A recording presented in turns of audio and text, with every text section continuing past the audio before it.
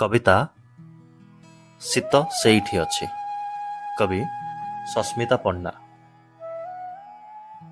ଶୀତ ଓହ୍ଲାଇଛି ଆମ ଗାଁ ଦେବୀ ମେଲାର ଛାଉଣି ତଳେ। ରେଣୁ ପାଗିଳିର ମଳିଚିଆ ଅଧାଚିରା ପିନ୍ଧା ପଣତ ତଳେ ଜାକି ଜୁକି ହୋଇ କଡ଼ ଲେଉଟାଏ ଜାଡ଼, ତା ଜଡ଼ ଦେହରେ ହାଇମରା ବାଷ୍ପରେ ଝରିଛି ଶିଶିର। ଚିତା କୁଟେଇ ନିଏ ସକାଳ ପିଠିରେ। ଶୀତ ଝୁଲେ ଧାନ କେଣ୍ଡାରେ, ରଘୁ ଦାଦାଙ୍କ ଦା ବେଣ୍ଟରେ। ଅଧପେଟ ନାଲିସ ଚା ଆଉ କମରଲି ବିଡ଼ିର ଶେଷ ଢୋକରେ।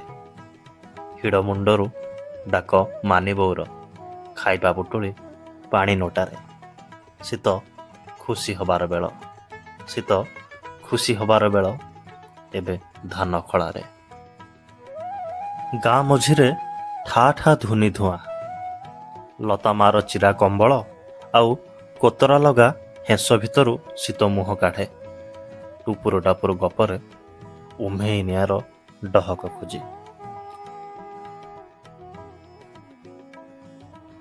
ବାଡ଼ି ବରକୋଳି ପିତା ଶୁଖୁଆର ଝୋଳ ପାଣିରେ, ବାଡ଼ି ବରକୋଳି ପିତା ଶୁଖୁଆର ଝୋଳ ପାଣିରେ ଖରା ଲଗା ପଖାଳ ନିଜ ଦେହକୁ ବେଶ ତାଜା କରି ନିଏ ଶୀତ।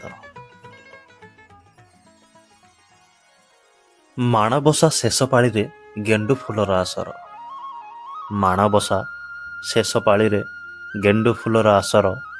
ମାଣ ଖଟୁଳିରେ ଅଙ୍କା ଝୋଟିକୁ, ନୂଆ ଧାନ ନୂଆ ଚାଉଳକୁ, ସୋରିଷ ଫୁଲର କ୍ଷେତ ଖୁବ୍ ଭୋଗିପାରେ ଶୀତ। ଶୀତ ଆଦୌ ନାହିଁ, ଶୀତ ଆଦୌ ନାହିଁ ସେଲୋନିଙ୍କ ଉଷୁମ ପ୍ରକୋଷ୍ଠରେ। ଗରମ ହେବାର ସରବତ ଗ୍ଲାସ ଭିତରେ ଆଉ ନାମି ଦାମୀ ତୁଳିତଳ୍ପ ସେଜ ଦାଢ଼ରେ। ଶୀତ ଗୋଟେ ସୁକୁମାରୀ ଗାଉଁଲି ଝିଅ, ଶୀତ ଗୋଟେ ସୁକୁମାରୀ ଗାଉଁଲି ଝିଅ। ଆମ ଗାଁ ନଈ କୂଳରେ ଉତ୍ତରା ପବନରେ ଉତ୍ତାରେ ନିଜକୁ, ହୃଦୟକୁ, ମନକୁ, ଦେହକୁ।